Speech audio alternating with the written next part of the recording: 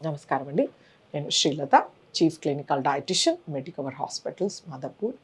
ఇవాళ బరువు పెరగాలంటే ఎలాంటి ఆహారం తీసుకోవాలో తెలుసుకుందాం. సో, మన శరీరంలో బరువు పెరగాలంటే ముఖ్యంగా మన కండరాలు పెరగాల్సి ఉంటుందనమాట. సో, మనం ఈ కండరాలు పెంచుకోవాలంటే మంచి బ్యాలెన్స్ డైట్ ఉండాలి. మంచి ఫిజికల్ యాక్టివిటీ అనేది ఉండాలి. స్ట్రెస్ ఫ్రీ లైఫ్ అనేది ఉండాలనమాట. చాలా మందిలో బరువు పెరగాలంటే ఎక్కువ కొవ్వు ఉన్న ఆహారం తీసుకుంటూ ఉంటారు.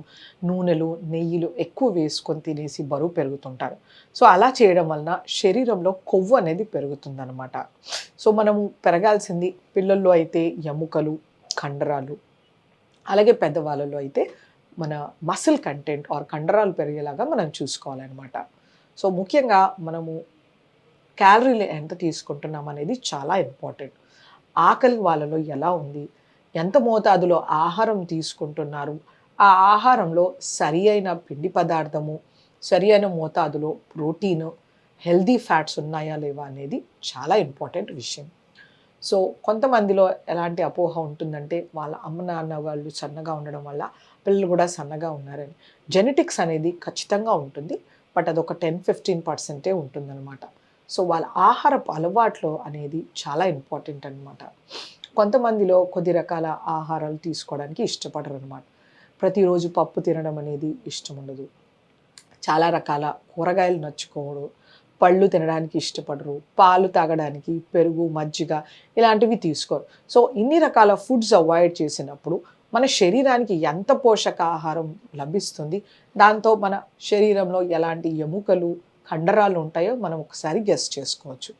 సో, పిల్లల్లో చిన్నప్పటి నుండి మంచి ఫుడ్ హ్యాబిట్స్ కల్టివేట్ చేయడం వలన ఈ ప్రాబ్లం అనేది ఉండదన్నమాట. సో, ఆహారంలో సరియైన మోతాదులో 3 పూటలు తీసుకునేలాగా చూసుకోవాలి. పిల్లలు కానీ, పెద్దవాళ్ళు కానీ పొద్దున మోతాదుగా బ్రేక్‌ఫాస్ట్ తీసుకోవడము, తర్వాత మధ్యాహ్నం, రాత్రి 3 పూటల ఆహారం ఉండేలాగా చూసుకోవాలి. సో, మనము అన్నం కానీ, చపాతీలు కానీ మన అలవాటు ప్రకారం ఏది తీసుకుంటున్నామో తీసుకునే ఆహారం కన్నా 1, 2 ముద్దలు పెంచడము, గ్రాడ్యువల్‌గా పెంచుతూ వెళ్ళాలన్నమాట. అలాగే ప్రతిరోజు పప్పు దినుసులు ఉండడం చాలా శ్రేష్టము శరీరానికి, కండరాలకు, మన బ్లడ్స్‌కి కానీ, ఆర్టరీస్ కానీ ఎటువంటి సిస్టమ్ అయినా తీసుకుంటే మనము nervous system, circulatory system, skeletal system ఇవన్నిటికీ కూడా మనకి ప్రోటీన్ అనేది చాలా ఇంపార్టెంట్. సో, అందుచేతనే పప్పు దినుసులు ఆకుకూరతో కానీ, కూరగాయలతో కానీ, లేకపోతే నాన్ వెజ్ ఫుడ్ ఐటమ్స్ కానీ ఇలా ఖచ్చితంగా ప్రోటీన్ బేస్డ్ ఫుడ్ ఉండాలన్నమాట.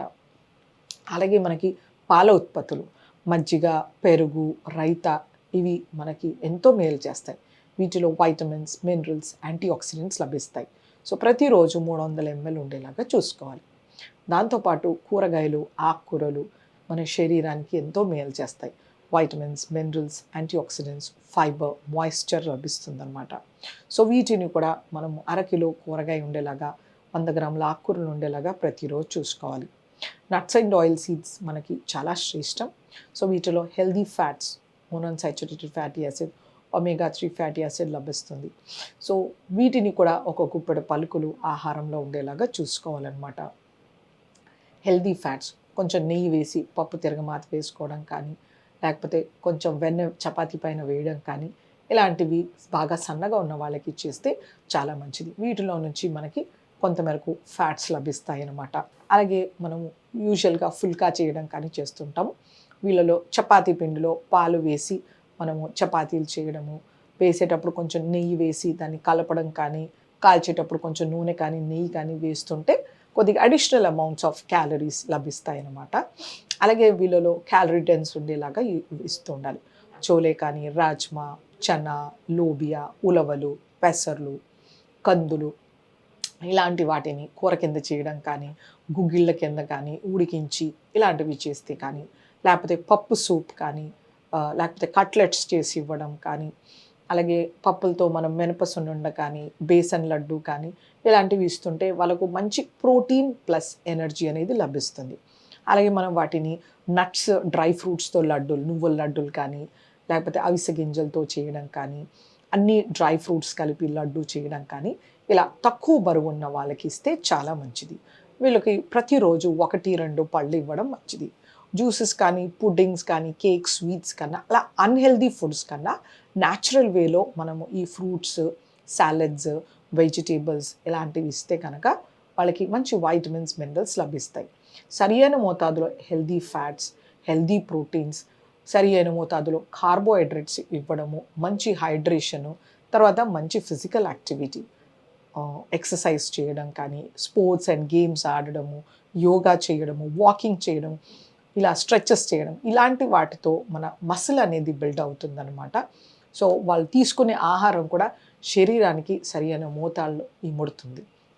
యాక్టివిటీ ప్లస్ బ్యాలెన్స్ డైట్ వలన వాళ్ళకి మంచి మసిల్స్ కూడా బిల్డ్ అవుతాయి అన్నమాట. లైఫ్ కూడా చాలా హెల్తీగా ఉంటుంది. కొన్ని కారణాల వలన అంటే కొన్ని రకాల కండిషన్స్ వలన మనకి వెయిట్ లాస్ అనేది కనబడుతుంది. ముఖ్యంగా ట్యూబర్క్యులోసిస్ కానీ, టీబీ కానీ, క్యాన్సర్ కానీ, కొత్తగా వచ్చిన డయాబెటీస్ వలన అన్‌కంట్రోల్ డయాబెటీస్ తెలియకుండా వెయిట్ లాస్ అనేది కనబడుతుందన్నమాట. మరి కొన్ని రకాల ఇమ్యూన్ సిస్టమ్ డిజార్డర్స్లో మనకి వెయిట్ లాస్ కనబడుతుంది. కిడ్నీ ప్రాబ్లంలో కానీ, అలాగే లివర్ ప్రాబ్లంలో మనకి వెయిట్ లాస్ అనేది కనబడుతుందన్నమాట. సో ఇలాంటి ప్రాబ్లమ్స్ ఉన్నప్పుడు మంచి సరి అయిన మోతాదులో మనం ఆహారం తీసుకోవాల్సి ఉంటుంది. హెల్దీ కార్బోహైడ్రేట్స్, తర్వాత మంచి ఎసెన్షియల్ ఫ్యాటీ యాసిడ్స్ ఉండేలాగా healthy fats, visible and invisible ఫ్యాట్స్ని మనం ఆహారంలో చేర్చుకోవాల్సి ఉంటుంది. అలాగే హై బయాలజికల్ వాల్యూ ప్రోటీన్, ఇది మనకి నాన్ వెజ్ కానీ మిల్క్ ప్రోడక్ట్స్లో ఎక్కువ మోతాదులో ఉంటుంది. ఇవి శరీరానికి ఎక్కువ మోతాదులో ఇముడతాయి అన్నమాట. సో ఇలాంటి హై బయాలజికల్ వాల్యూ ప్రోటీన్, తర్వాత నార్మల్ క్లాస్ 2 ప్రోటీన్స్ని కూడా ఆహారంలో ఇంక్లూడ్ చేసుకోవాల్సి ఉంటుంది. అలాగే మనకి రకరకాల ఆకుకూరలు, కూరగాయలు కూడా ఆహారంలో సరి అయిన మోతాదులో చేర్చుకోవాలి మనం. అలాగే మనకు నూనె గింజలు, పలుకులు ఇవి కూడా చాలా శ్రేష్టం.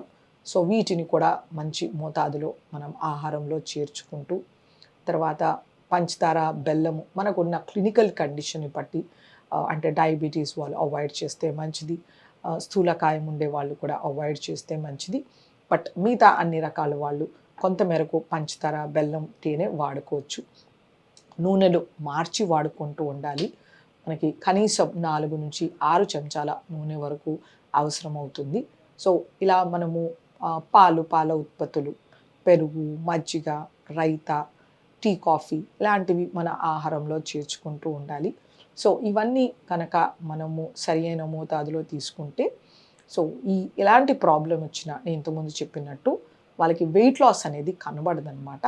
వీటిని సరి అయిన మోతాదులో తీసుకున్నప్పుడు ఆ డిసీజ్ని ఫైట్ చేసే కెపాసిటీ ఉంటుంది. అలాగే ఆ ట్రీట్మెంట్లో ఇచ్చే మందులు సరి అయిన మోతాదులో మన శరీరానికి ఇమ్మడడానికి ఆస్కారం ఉంటుందన్నమాట. ఒకవేళ వెయిట్ లాస్ ఉండడం కానీ, చాలా మ్యాల్‌నరిష్ ఉన్నప్పుడు మనకి ఆ డ్రగ్స్ అనేది శరీరానికి సరిగ్గా అబ్జార్బ్ అవ్వదు. ఎక్కువ మోతాదులో, ఎక్కువ డోసేజ్లో మనకి డ్రగ్స్ అవసరం అవుతుంది. అందుచేతనే మనకి న్యూట్రిషన్ అనేది ఎటువంటి క్లినికల్ కండిషన్లో కానీ, నార్మల్ లైఫ్లో కానీ చాలా ఇంపార్టెంట్. నమస్తే.